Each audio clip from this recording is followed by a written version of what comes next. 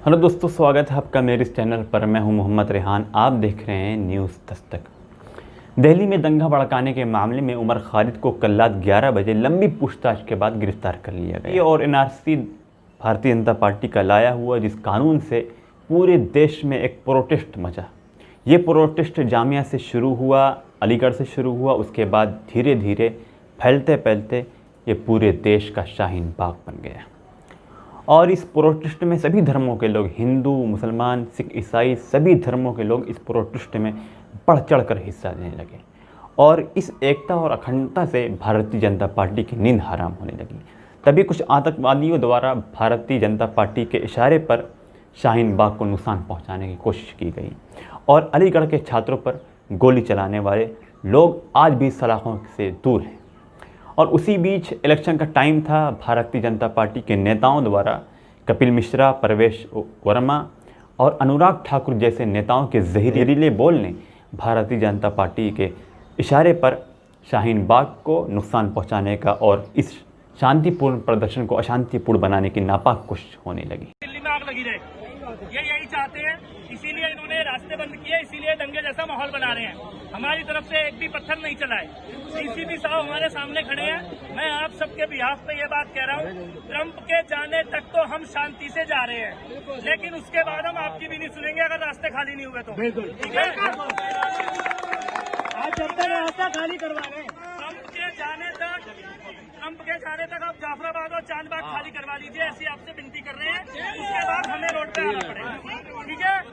भारत माता की जय, माता की जय, मातरम, मातरम। का एकता का चुनाव है। अगर 11 तारीख को भारतीय जनता पार्टी की सरकार बन गई, 1 घंटे के अंदर अंदर शाहीन बाग में अगर आपको एक भी आदमी दिख गया तो मैं भी यहीं और आप भी यहीं। एक आदमी नहीं दिखाई देगा, एक सिंगल आदमी नहीं दिखाई देगा। और मैं आपको वायदा करके जा रहा हूं, अगर दिल्ली में मेरी सरकार बन गई तो 11 तारीख के बाद केवल 1 महीने का समय मुझे दे देना। मेरी लोकसभा में जितनी मस्जिद सरकारी जमीन पर बनी है, 1 महीने के अंदर अंदर एक मस्जिद आपको नहीं छोड़ूंगा। सारी मस्जिद हटा। गद्दारों को गोली मारो, सालों को देश के गद्दारों को पीछे तक आवाज आनी चाहिए, गिरिराज जी को सुनाई दे। देश के गद्दारों को, देश के गद्दारों को, देश के गद्दारों को। और दिल्ली के उप मुख्यमंत्री मनीष सिसोदिया भी कहते हैं कि मैं शाहीन बाग के साथ हूं। दिल्ली की जनता जानती है, जो आग आज से कुछ साल पहले कश्मीर में लगी थी, वहां पे जो कश्मीरी पंडित हैं उनकी बहन बेटियों के साथ में रेप हुआ था, उसके बाद में वो आग यूपी में लगती रही, हैदराबाद में लगती रही, केरल में लगती रही। आज वो आग दिल्ली के एक कोने में लग गई है। वहां पे लाखों लोग इकट्ठे हो जाते हैं और वो आग कभी भी दिल्ली के घरों तक पहुंच सकती है, हमारे घर में पहुंच सकती है। ये दिल्ली वालों को सोच समझ के फैसला लेना पड़ेगा। ये लोग आपके घरों में घुसेंगे, आपकी बहन बेटियों को उठाएंगे, उनको रेप करेंगे, उनको मारेंगे। इसलिए आज समय है। कल मोदी जी नहीं आएंगे बचाने, कल अमित शाह जी नहीं आएंगे बचाने, आज समय है। आज अगर दिल्ली के लोग जाग जाएंगे तो अच्छा रहेगा। वो अपने आप को सुरक्षित आज भी महसूस करते हैं और वो तब तक केवल सुरक्षित महसूस करेंगे जब तक देश के प्रधानमंत्री मोदी जी हैं। अगर कोई और प्रधानमंत्री बन गया देश का तो देश की जनता अपने आप को सुरक्षित महसूस नहीं।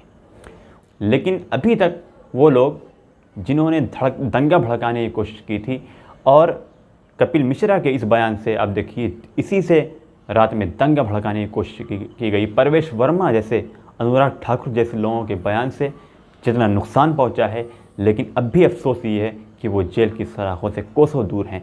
लेकिन गिरफ्तारी हो रही है सिर्फ उर्दू वालों के नाम पर, गिरफ्तारी हो रही है सिर्फ मुसलमानों की। ये यहाँ का इंसाफ है। मेरी पुलिस से और दिल्ली जांच एजेंसी से आग्रह अपील है कि वो इसमें जो भी कसूरवार है उसको कड़ी से कड़ी सज़ा होनी चाहिए। लेकिन सिर्फ एक समुदाय को टारगेट करना, ये देश की संविधान और देश के लोकतंत्र की हत्या है। मैं समझता हूँ कि दंगे में सभी धर्मों का नुकसान होता है, हिंदू का भी हुआ, मुसलमान का भी हुआ, सबका हुआ, लेकिन गिरफ्तारी सिर्फ एक पक्ष की क्यों हो रही है? ये बहुत बड़ा सवालिया निशान है। गिरफ्तारी उनकी होनी चाहिए जिन्होंने अपनी जहरीली बोल से पूरे दिल्ली को नुकसान पहुंचाया, बल्कि पूरे शांतिपूर्ण प्रदर्शन को अशांतिपूर्ण बनाया। ये दंगा सिर्फ और सिर्फ भारतीय जनता पार्टी की एक सोची समझी साजिश थी, लेकिन उसके बाद जो कुछ हुआ, सफूर जरगर को जेल में बंद कर दिया गया, कन्हैया कुमार पर भी तो आरोप लगे ही, उसके बाद उमर खालिद को गिरफ्तार कर लिया गया और शर्जील इमाम को गिरफ्तार कर लिया गया, शर्जील उस्मानी को गिरफ्तार कर लिया गया, डॉक्टर कफील खान को गिरफ्तार कर लिया। लगातार जो भी गिरफ्तारी हुई यके बाद दीगरे सब मुस्लिम नाम और सिर्फ उर्दू नाम चुन चुन करके हुआ, लेकिन अभी तक कोई ऐसी गिरफ्तारी नहीं हुई है जो इसमें कसूरवार थे।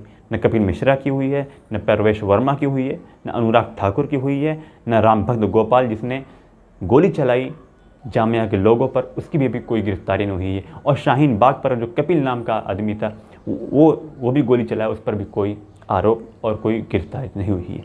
मेरा सवाल है कि गिरफ्तार करके सख्त से सख्त सज़ा दी जाए और जो बेकसूर है उनको जेल से रिहा किया जाए।